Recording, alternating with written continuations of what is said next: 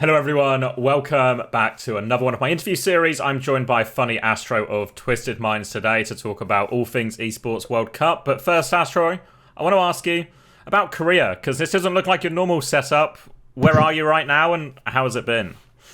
We're in Korea in the Genji facility. It's pretty nice having a nice boot camp. Pretty much all the European and American teams are here, so it's basically the only place you can get scrims at the moment.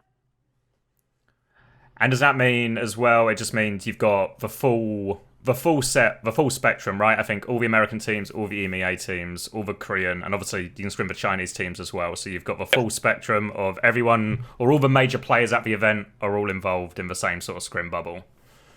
Yeah, everyone's here, so you have infinite scrims. You can scrim practically a new team every day. Must be pretty nice. And what's the read so far? Are scrims been going well? Are we feeling good about the experience so far, or has it only filled you with concern? Scrims have been going well. We've not really scrimmed much NA or EU. I think it's mostly just been like Korea and China, but I'd say we're doing pretty well. I think Korea, obviously, every now and then it feels like they just flip the switch in scrims and they just have like one map where they're insane. So they still look like the strongest region, but they definitely look somewhat beatable, which we say every lap. He's really careful with the phrasing of this one so you don't find yourself in that psycho situation. Exactly. You're also going to be playing on OPR for this event, which means we're not moving on from a different patch than we saw in the EMEA Grand Finals. Does this mean we should expect a very similar looking meta to what we saw there? Yeah, pretty much exactly the same, I think. I think Korea and China tend to play way more dive, and then all of EU and NA is just stuck on Brawl because that's what we do. So there might be a bit of differences between the regions, but other than that, it's just going to be the same. And then does this also mean Sim? Like, that's probably the hero that I feel like has been talked about the most, as Sim is still like either a central part of the meta or at least viable in most situations. I mean, especially when you have Youbi, Sim is always viable. We will be playing some Sim. I think everyone knows it. It's like a lot of teams have cottoned onto it as well. Like they're also playing it. Some of the Koreans, maybe since we got here, they've scrimmed us a couple of times, and now they're playing a bit more Sim as well. And maybe the only region that hasn't yet is China. Okay. But I think everyone else is pretty simpled. Yeah. Do you feel like then you've almost, what's the word, like led the meta in a way? As in, obviously, the nature of Twisted Minds is standing behind me just to be in. Yeah. It's the first time you've ever walked on this side of the room.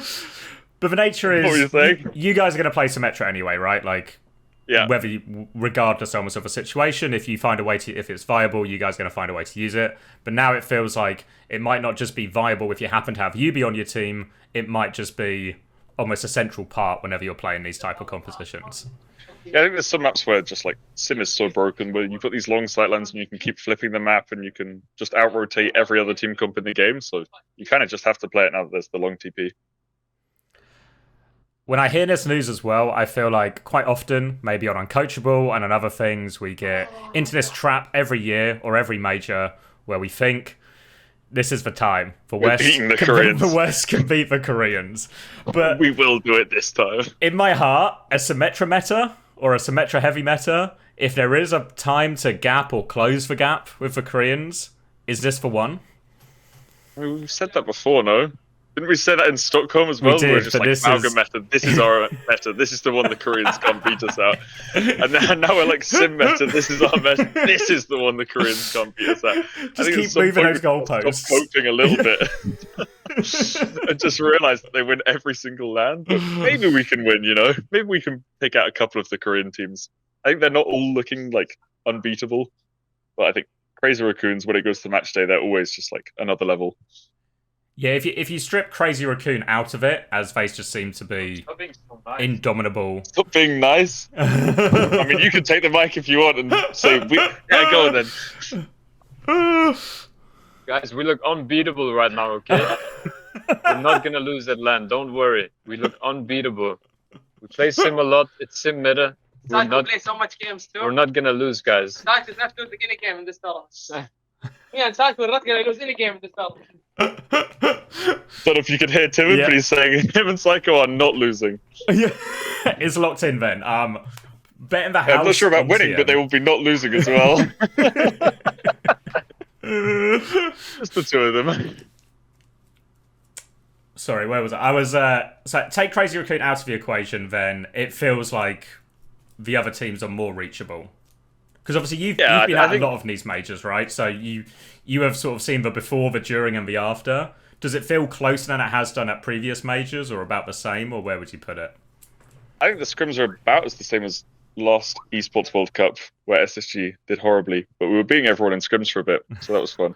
But I think they're like Crazy Raccoons is the top level, and then I'd say there's Falcons, and then the other one, and then I don't know about T1 because we haven't scrimmed them at all. Oh, obviously, yeah. In our group. I want to talk to you. Oh, go on. AGG looked the worst of the Korean teams, the most beatable. Yeah. Yeah, AG's always a bit of a weird one. I feel like they have these days where they just look like the best team in the world, but there's this huge variation. Yet to see that. Which version of you get? They're saving it for match day, obviously. Yeah, maybe. Maybe the same thing with the Chinese teams. Like, none of them look super strong. They're all pretty stuck on dive and comps like that, and they can't really play sim that well. So they're just going to be a bit weaker. Yeah, it's kind of a hero we've never really seen, I guess, in the Chinese region, where even like Korea, we get like there were times when there was Sim Tour being played a lot by like Crazy Raccoons and the other teams. There's like they're believers. They've seen the light. I want to talk to you about the group then as well. We'll start with the easy part of it. Any concern at all about the Gatos Guapos here, or should this just be straightforward? I don't know their roster, to be honest. I know they've got Rack Attack. It's Rack and Punk and Color Hex and like Aki, like similar to a lot of the players who went under Makers last year. I think that'll be fine. All right. I think we can win that one. Yeah. If we lose that one, we've got some serious problems. Then we'll move up the difficulty because you've also got Sign Esports, which for people who don't know is the Nightmare roster that competed in Stage 2. How do you feel about that matchup? I've seen them out drinking a lot, so I think they're not going to be on their top game. They might be a little distracted. I don't know if they're trying to win that much. I don't think they're that strong, to be honest. But didn't Unter curse himself by saying he wouldn't lose to Luke Mino Lep? There's unfortunately, there's no way we'd lose to Luke Mino and Lep. We're not going to lose to Luke Mino and Lep. Like, there's just no way. Start with the only such good competition in our group is T1, to be honest. Like, the other two teams should be irrelevant. Because that's the big one, isn't it? Because I feel like T1, their Stage 2 has probably been the best this T1 roster has looked since inception. Even though they ultimately lost that grand final, they're the big team. Obviously, a lot of players like Donghak Proud always talked about in these sort of like best in role type players. How do you feel then you match up against them? Well, I think we should have better players. I think the only scary person really is Donghak on that team because he can play Ball and Doom, and we're not really used to that in Europe. But we've had a lot of practice against it with these Korean teams and Chinese. They all love Ball and Doom, so we're pretty warmed up for Donghak, and for the rest of the team is like, it's not a big problem, you know? I don't think any of them are that scary. I'm not really scared of Skewed on Lucio. You think you've got him? You got one over on him? I think I should have that one. They're probably just going to play Ball and Doom. I think we're ready for what they have.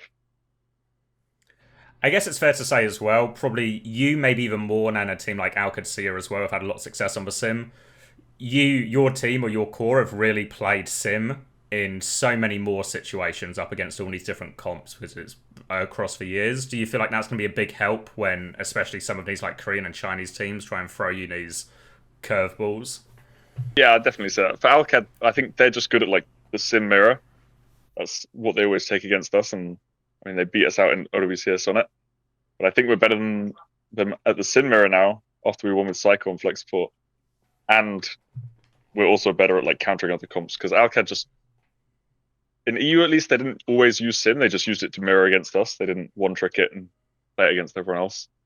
So we have way more experience playing against all this dive stuff, and I mean Youbi just knows all the plans. So you let him let him say take TP and pocket me, then you just do that and you win.